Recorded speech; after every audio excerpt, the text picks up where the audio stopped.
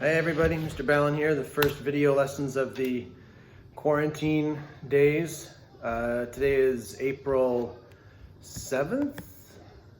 Yeah, Tuesday, April 7th, 2020, and I'm starting to do these sort of like video lesson tutorial thingies to get the band class for this year and the guitar class, some examples of what can be done. I'm using this as like a self-improvement opportunity. I don't usually play and sing at the same time.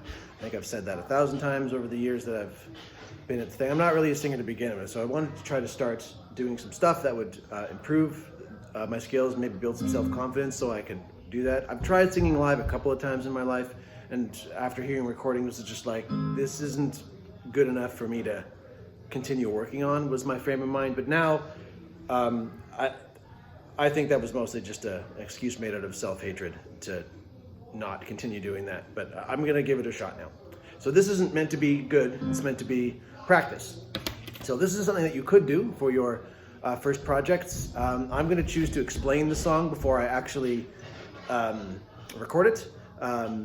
You don't have to do that if you don't want to, but definitely provides some like context for the listener to be able to focus it and perhaps pay a little bit more attention. The song that I'm choosing is A Tournament of Hearts by the Weakerthans.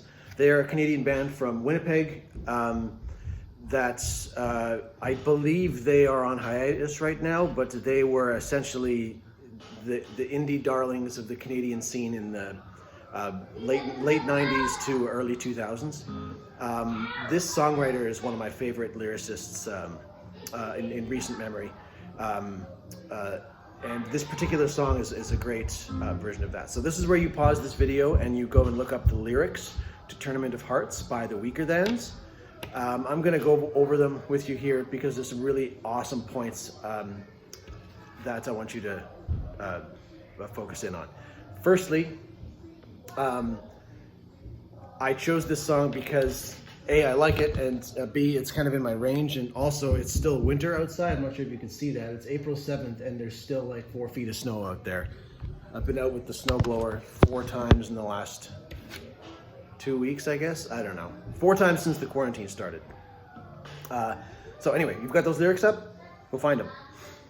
So I'll just go through each stanza here and then explain some things, because if this one didn't make sense to me right away because I don't watch curling, it doesn't do anything for me. But after doing some research, figuring out what's going on, it's got some awesome stuff. Okay, so the first line is, now the lounge is full of farmers for the 7:30 draw. Teammates all left before they had to buy a round. When they pull the 50-50 and I've lost again, I'll go. Maybe one half more brown one for the snowy road. All the championship banners going yellow on the wall, and my name when it gets closer to last call. So line by line, the lounge is the bar in a curling club. The 7:30 draw, that's a PM, is like a 50-50 draw. So there's a league game or something like that, and there's 50-50 tickets sold, raise money, whatever. This guy obviously just played a match, and his teammates all left before they had to buy their friends a beer for the night. So he's staying and drinking alone while the 50-50 gets pulled, and he's just kind of killing time.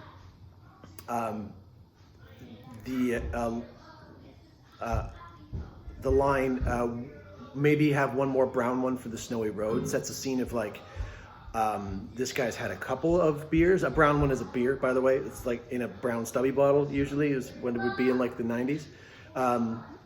So this guy's either walking, hopefully not driving home, but either way, he's got to go back home in the winter and would rather stay there and drink. And he's making some observations of his surroundings. This is just a nice scene setting thing. All the championship banners going yellow on the wall. My name when it gets closer to last call. It's like, oh, all of a sudden he's been there all night. What's last call in the 90s? Like 2, I think it was 2:30, and the bar closes at 3. So this guy's there a while, and he's looking at like championship banners from previous curling tournaments or whatever, and they're old. So this is like a dingy bar. Nice little scene setting there. Okay, Elvira, that's the waitress or waiter, I don't know. Elvira brings my bottle, hold it up and let it bend. Figures of 2 rinks battling on extra ends. I'm peeling off the label as they peel a corner guard, dance down the sheet to the tune of Hurry, Hurry Hard. My popcorn squeaks the question, wonders why I'm not at home, where you wait beside a silent telephone. Doodle circles within circles all alone. Have to stop myself from climbing on the tables full of empties to yell, I'll go back and explain that. Elvira is obviously like, he knows the wait staff by first name, so he's been there a lot. Elvira brings my bottle, hold it up and let it bend. This has two meanings to it. One is that you're looking through the beer bottle and that like the actual image in front of you is bending. Also means like I'm going on a bender, I guess is the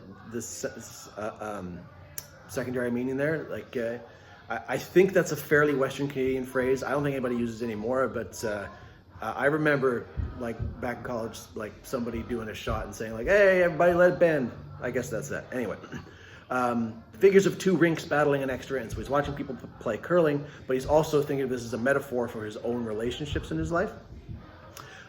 Peeling off the label that's on the beer bottle as they peel a corner guard. Nice way to use the word peel twice. A corner guard is like a thing where there's a curling rock that you have to knock out of the way in order to score. Dance down this sheet to the tune of Hurry, Hurry Hard. This is a couple of meanings. One is just like the busy day-to-day work-life balance thing. And also that's what curlers yell when they are curling, hurry, hurry hard. My popcorn squeaks the question, wonders why I'm not at home. So it's like he's not talking to anybody, he's there kind of lonely, going like, my popcorn, like that actual, when you bite into a piece of popcorn, there's that squeaking kind of noise. Wonders why I'm not at home where you wait beside a silent telephone. So there's some kind of relationship problem happening here. Doodle circles within circles all alone, not only like the meaningless task of just like occupying yourself with like doodling, but it's circles within circles, and it's a curling metaphor there. I have to stop myself from climbing on the table full of empties to yell. That one's clear. Why? Why can't I draw right up to what I want to say? Why can't I ever stop when I want to stay? This is like using the metaphor of a curling rock and how hard it is to just push the stupid rock down the ice and make it stop in a certain spot. The same thing with your metaphor. It's like, how come I can't just be happy where I am right now? How come I can't just do this stupid, simple task of just go talk to person, try to enjoy myself? How come I can't stop wrecking things in my life without, instead of just being happy where I am? Why can't I ever stop where I want to stay? Same thing. I slide right through the days. I'm always throwing hack weight. I slide right through the days. That's being, I just can't not like be present in the moment. And I'm always throwing hack weight. A couple meanings there. Hack weight is like the minimum amount of force you need to push against the back of the curling rink, the hack, where you start to get to the enough force on the rock for it to curl down the rink. So it's like the minimum of weight, minimum amount of effort, which is important. If you push too hard at the start of a curl, the rock will go everywhere, or you'll have a hard time controlling it. But it's also another meaning, like I'm a hack and I'm not good at stuff, and I don't like myself. It's like I'm throwing my weight around like a hack. There's nice moments there. Okay, then there's a bunch of never, ever, ever, evers. Scroll down here. The senior Bonspiel winners, circa 1963. A Bonspiel is like the word for curling tournament, which is an interesting thing right now because a lot of these COVID cases in Saskatchewan came from a curling Bonspiel in Calgary. Interesting connection. The senior Bonspiel will essentially be like the senior citizens in a tournament around 1963 are all staring and glaring disapprovingly from the frame in that old photograph at me. He sees like his ancestors looking at him, what he's doing with his life, and going like, this, you ain't doing it right. So he's like, he knows, and he doesn't need anybody to tell him. And I know you're out there waiting for an answer I can't give you, so tell me why. Why can't I draw right up to what I want to say? And then the thing continues itself. Anyway, I'm going to try to perform this thing. Hopefully I won't have to cut to try to suck. I should show you some equipment here. I've got my Reverend double agent tuned to standard D. I can't quite sing it in the regular key right now. I've lost my strap. Hold on.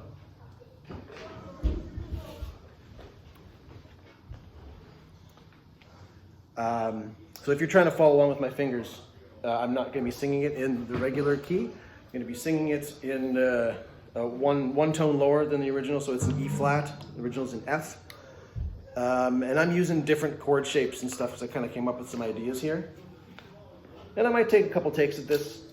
I don't want to edit the video, so I'm just going to do one long one. Maybe I'll screw up and stop. We'll see. I don't care. I mean, I do care. I just am trying not to put too much pressure on myself. Okay, anyway, so I've got my Reverend double agent here, which is like basically a Telecaster Stratocaster combined, and an SM58 through a little mixing board over here. I'm not sure if you can see it. Just a simple mixing board with a couple of easy effects through it. And it's just going through just a monitor. So I'm gonna try to position myself in a place where you can actually see the guitar and me at the same time. So here's me throwing hack weight at this silly song. Here we go.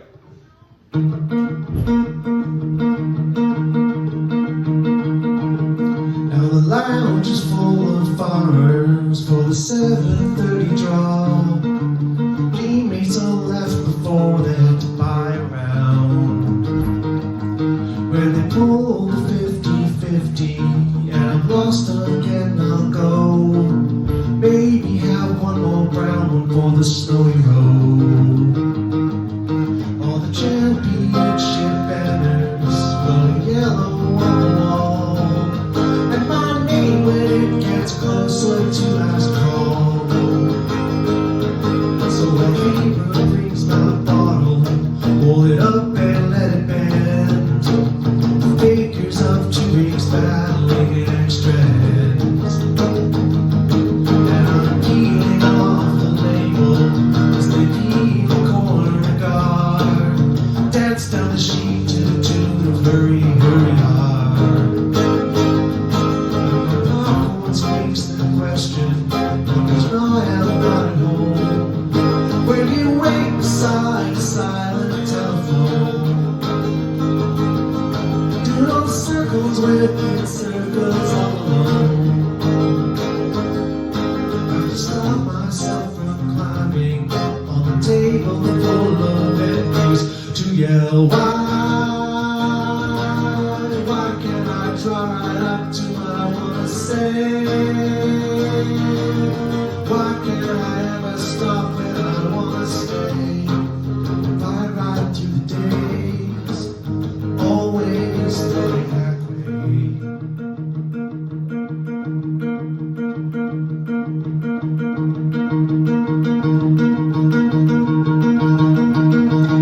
Now the senior wants me letters circa 1963. Are all spelling Larry disapprovingly. But they're framing that old photograph at me. And I know you're out there waiting for an answer I can't give you, so tell me why can't I draw right up to what I wanna say? Why can't I ever stop when I wanna stay? Stride right through the days, drift right through the months, slide right through the years, always throwing hack weight.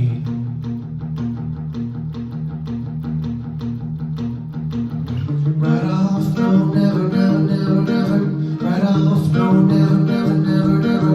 Right off, no, never, never, never, never. Right off.